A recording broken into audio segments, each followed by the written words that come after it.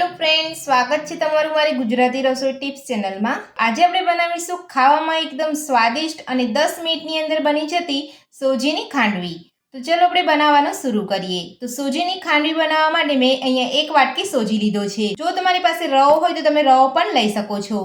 તો હવે આપણે સોજીને એક મિક્સર જારની અંદર લઈ લઈશું। અડધી વાટકી દહીં ઉમેરીશું। મિક્સર જારની અંદર સોજી અને દહીં ઉમેરી લીધા પછી હવે આપણે તેની અંદર કટ કરેલા લીલા મરચાં ઉમેરીશું। મરચાંનું પ્રમાણ તમે તમારા ટેસ્ટ પ્રમાણે વધુ ઓછું કરી શકો છો। સાથે જ આપણે 1 ઇંચ આદુનો ટુકડો ઉમેરીશું। સાથે જ આપણે 1 વાટકી પાણી ઉમેરીશું।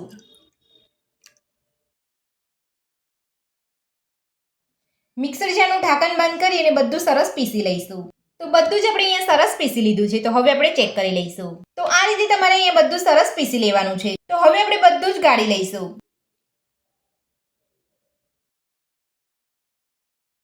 તો આ રીતે ગાળવાથી આપણે આદુના જે રેસા હોય છે અને મરચાંના જે બિયા હોય છે એ બરાબર પીસાયા ના હોય તો એકદમ સરસ રીતે ગળાઈ અને એકદમ સરસ અહીંયા પેસ્ટ બની જતી હોય છે। એટલે આપણે અહીંયા બધું સરસ ગાળી લેવાનું છે।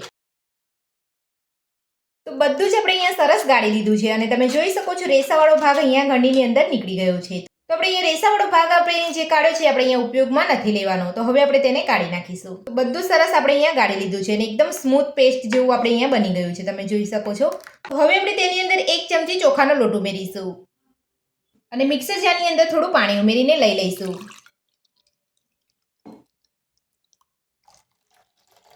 બધું સરસ મિક્સ કરી લઈશું।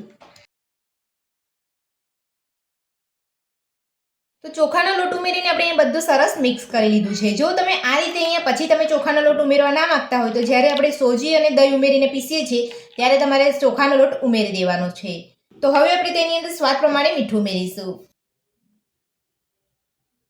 સાથે નાની અડધી ચમચી રેડ ચીલી ફ્લેક્સ ઉમેરીશું। ઝીણા સમારેલા લીલા ધાણા ઉમેરીશું અને બધું સરસ મિક્સ કરી લઈશું। તો તમારે ખાંડવીના ખીરાની આ રીતની તમારી થિકનેસ રાખવાની છે। વધારે પડતી તમારે જાડી કે પતલી નથી રાખવાની। જો તમને વધારે પડતું અહીંયા ખીરું જાડું લાગે તો તમારે થોડું પાણી ઉમેરીને ખીરાને આ રીતનું બનાવી લેવાનું છે। તો બધું જ આપણે મિક્સ કરી લીધું છે। તો હવે આપણે ખીરાને 15 મિનિટ માટે ઢાંકીને રહેવા દઈશું। તો ખીરાને ઢાંકી અહીંયા 15 મિનિટ જેટલો સમય થઈ ગયો છે। તો હવે આપણે ચેક કરી લઈશું। તો આપણો સોજી એકદમ સરસ રીતે અહીંયા ફૂલી ગયો છે। તો હવે આપણે ખીરામાંથી ખાંડવી બનાવી લઈશું। તો ખાંડવી બનાવવા માટે મેં અહીંયા ઢોકળાની ડીશ લીધી છે। જો તમારી પાસે અહીંયા સાદી ડીશ હોય તો તમે એ પણ લઈ શકો છો। તો હવે આપણે ડીશને તેલથી ગ્રીસ કરી લઈશું। તો આ રીતે તેલથી ગ્રીસ કરવાથી આપણી ખાંડવી એકદમ આસાનીથી નીકળી જશે। તો હવે આપણે ખાંડવીનું ખીરું ડીશની અંદર લઈ લઈશું। તો હું અહીંયા 1.5 ચમચા જેટલું ખીરું લઈ રહી છું। તો તમે જોઈ શકો છો એકદમ આસાનીથી આપણું ખીરું અહીંયા પથરાઈ રહ્યું છે। તો આટલું જ આપણે અહીંયા થિકનેસ વાળું બનાવવાનું છે। તો તમારી ખાંડવી એકદમ પરફેક્ટ બનીને તૈયાર થશે। જો તમે અહીંયા વધારે પડતું જાડું ખીરું રાખશો તો તમારી ખાંડવી અહીંયા બરાબર કૂક નહીં થાય અને ખાવામાં પણ સ્વાદિષ્ટ નહીં લાગે।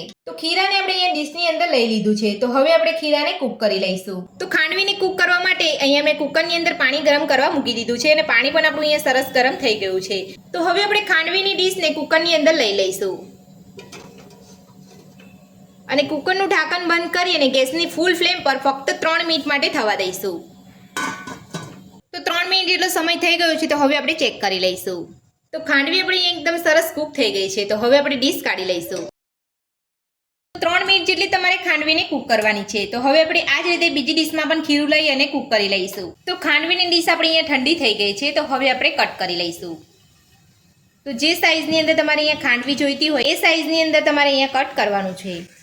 તો આ રીતે ખાંડવીની ડીશ અહીંયા ઠંડી થઈ જાય ત્યારબાદ જ તમારે અહીંયા કટ કરવાનું છે। ગરમ ખાંડવી હોય ત્યારે તમારે અહીંયા કટ નથી કરવાનું।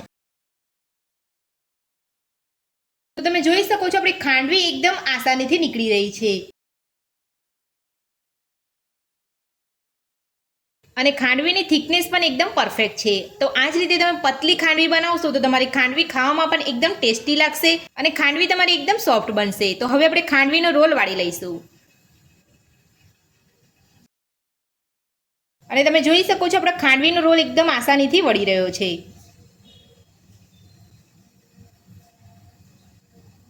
અને આપણી ખાંડવી એકદમ સરસ બની છે।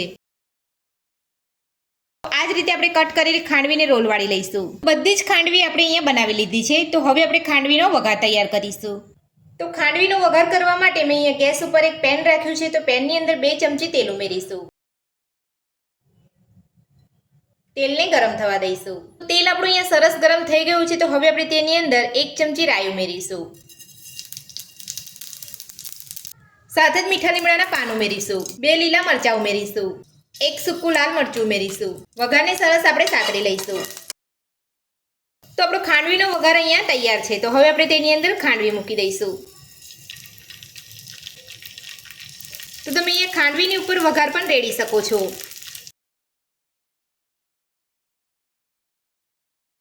તો બધી જ ખાંડવીને આપણે અહીંયા પેનની અંદર લઈ લીધી છે. તો હવે આપણે વઘાર સાથે મિક્સ કરી લઈશું.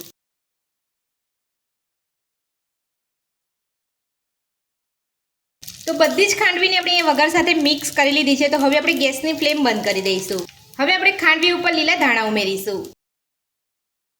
તો સોજીની ખાંડવી આપણી બનીને તૈયાર છે. તો હવે આપણે એક પ્લેટની અંદર લઈ અને સર્વ કરી લઈશું.